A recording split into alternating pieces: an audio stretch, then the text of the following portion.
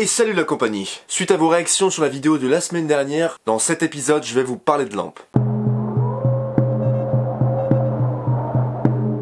La lampe est un outil indispensable pour la pratique de la rando et du bivouac, mais je dirais même indispensable aussi pour la vie de tous les jours.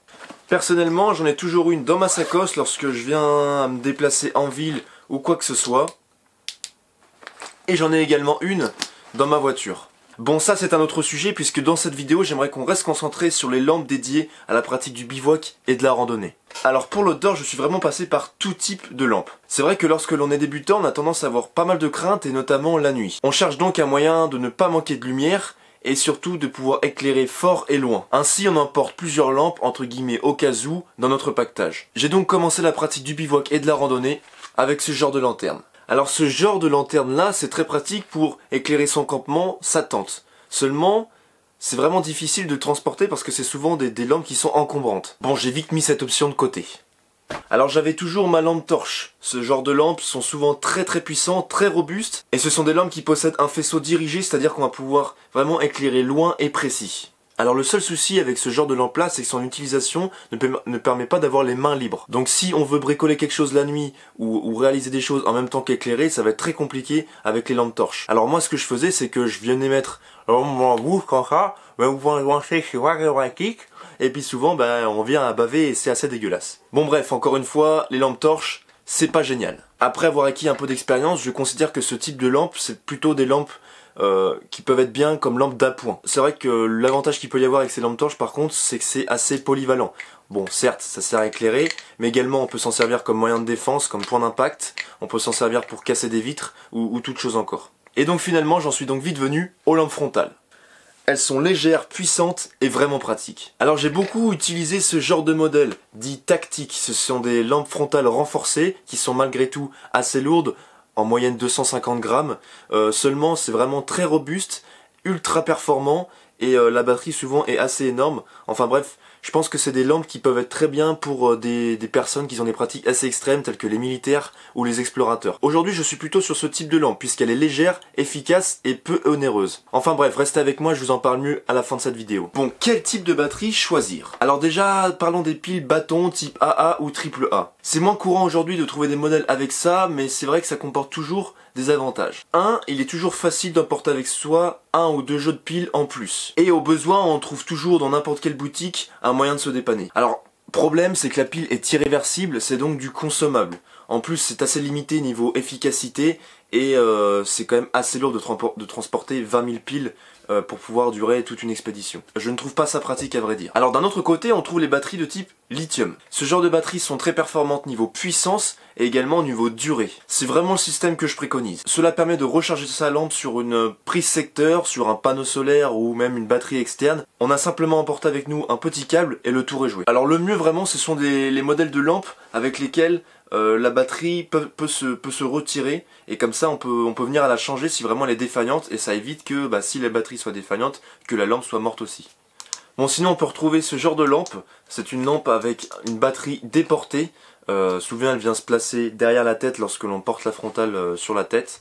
Ce sont des lampes qui sont extrêmement performantes, qui ont une grande autonomie, seulement c'est très lourd et encombrant, donc c'est pas forcément ce qui est le mieux pour de la randonnée sur une grande distance sur plusieurs jours. Alors je n'en possède pas ici, mais on peut retrouver également des lampes qui se rechargent avec un système de dynamo. Sur le papier c'est très bien, très efficace, seulement en réalité ce sont des lampes qui ne marchent pas puisqu'on est toujours en train de recharger, ça dure beaucoup de temps et ça se décharge très rapidement. Alors il faut savoir que l'autonomie d'une lampe est directement liée à la capacité de sa batterie exprimée en milliampères-heure. Plus ce chiffre est élevé, plus entre guillemets votre lampe pourra stocker de l'énergie et donc sera autonome. Je vous conseille de favoriser les lampes qui ont des batteries aux alentours de 1500 mAh. Vous savez que votre lampe, vous l'utiliserez dans toutes les conditions lorsque vous faites de l'outdoor, que ce soit par des temps froids, sous la pluie, avec beaucoup d'humidité. C'est pourquoi l'étanchéité d'une lampe est un facteur dont il faut en tenir compte. L'étanchéité d'un appareil électrique s'exprime selon une norme, la norme IPX. Cet indice de protection est une norme européenne qui permet de classifier l'ensemble des appareils selon leur résistance à l'intrusion de l'eau. Cette norme va du chiffre 0 à 8. 0 c'est aucune résistance et 8 l'appareil résiste à une immersion d'une profondeur d'1 mètre pour une durée d'environ 1 heure. Bon, concrètement, comment choisir notre lampe? C'est votre activité qui devra diriger le choix de la puissance de votre lampe. Pour quantifier la puissance produite par votre lampe, on parle de flux lumineux qui s'exprime en lumens. Bon, plus le chiffre est élevé, plus votre lampe sera puissante. Alors pour la pratique du bivouac type camping sans grosse marge d'approche, une lampe d'une efficacité de 100 lumens sera suffisante. Pour de la rando, choisissez une lampe qui a une efficacité comprise entre 100 et 150 lumens. Pour une marge d'approche longue sur un terrain difficile, choisissez plutôt une lampe plus efficace encore, entre 160 et 200 lumens. Et puis après, on peut retrouver des lampes qui sont encore plus efficaces, au-delà de 200 lumens. Là, on pourra les utiliser pour des usages type spéléo ou trail. On a vraiment besoin de peps niveau puissance lumineuse. Bon. Qui dit puissance dit consommation d'énergie. Par conséquent, les modèles de lampes qui proposeront un éclairage puissant seront des lampes qui seront peut-être peu autonomes. Alors, si vous avez la possibilité de recharger vos batteries au moins une fois par jour, ça peut le faire, ça peut être bien. Par contre, si vous faites des treks dans des milieux assez désertiques, ça va être compliqué d'avoir ce genre de lampe là. Donc là, il va falloir se diriger sur des modèles un peu moins puissants. Et bien maintenant que je vous ai donné toutes les clés pour vous aider à choisir votre lampe pour partir à l'aventure, j'aimerais vous présenter celle qui m'accompagne depuis un moment et celle que j'ai choisi d'utiliser. Donc c'est le modèle NU32 de chez Nitecore, c'est vraiment le modèle qui me convient le plus pour l'instant. Elle a un rapport poids-puissance extrêmement élevé, c'est notamment pour ça que j'ai choisi. 550 lumens en mode turbo pour 100 grammes. On retrouve 4 fonctions, 1 lumens, 33 lumens, 190 lumens et le dernier mode turbo 550 lumens. Alors on a un faisceau assez large et il éclaire à 125 mètres de distance, donc c'est largement suffisant pour évoluer de nuit sur des terrains assez difficiles. Je cherchais une lampe assez légère pour rester dans la démarche d'alléger au maximum le poids de son pactage. Ce modèle pèse 100 grammes. Bon, on peut trouver plus léger sur le marché. J'ai pu économiser presque 30 grammes en enlevant cet élastique qui est ma foi robuste certes, mais assez lourd. J'ai bricolé un système de ficelle tout léger qui fait finalement bien l'affaire. Et hop, le tour est joué. Bon, je vous mettrai en description le lien d'une vidéo qui vous permettra de vous apprendre à fabriquer ce genre de dispositif. Il y avait quelque chose qui m'attirait également sur ce modèle, c'était sa fonction lumière rouge. La lumière rouge permet à l'œil de rester habitué à l'obscurité.